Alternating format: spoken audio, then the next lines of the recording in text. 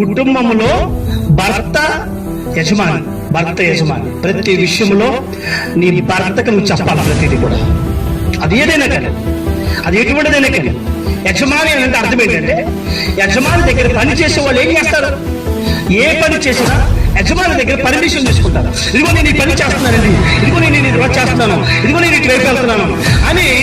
ఎప్పుడైతే ఈ స్త్రీలంతా భర్త దగ్గర ఏం చేయాలి? భర్త శిరస్సు అంట, భర్త తల, భర్త యజమానుడు.